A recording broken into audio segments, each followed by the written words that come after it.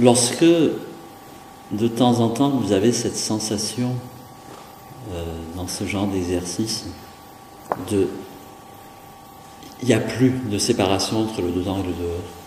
Ça vous arrive, ce genre de... Il n'y a plus de séparation entre le dedans et le dehors.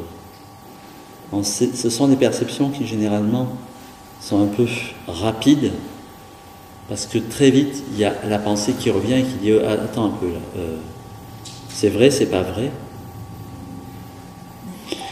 Est-ce que, quand vous êtes dans cette sensation, est-ce qu'il est possible d'en douter? Quand vous avez du sel dans la bouche, est-ce qu'il est possible d'en douter?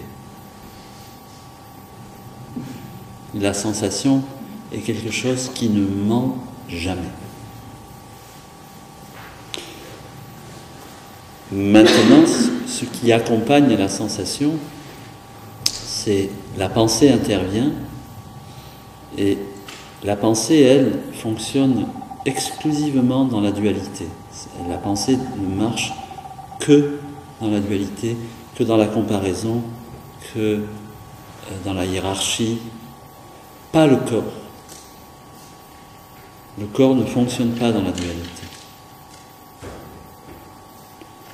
Lorsqu'on a affaire à des individus chez qui la pensée n'est pas encore beaucoup structurée, les enfants par exemple,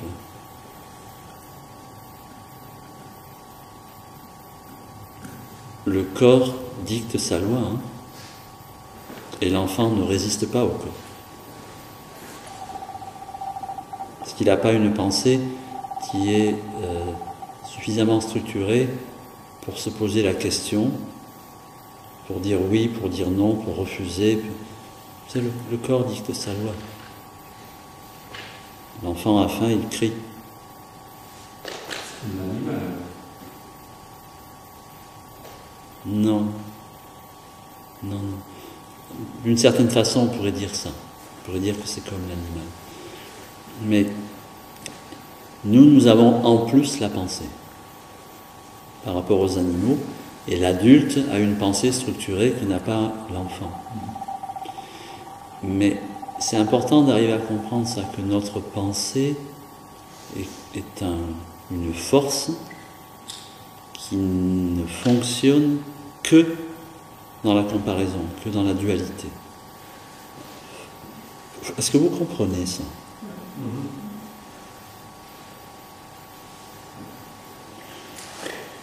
Si la pensée dicte sa loi sur le corps, la pensée est le patron, le corps suit, mais ce n'est pas la loi du corps, c'est la loi de la pensée.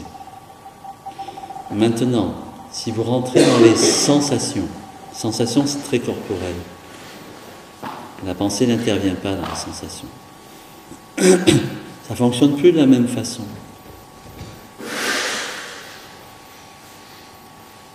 Est-ce que maintenant vous pourriez envisager de vivre en étant le disciple des sensations?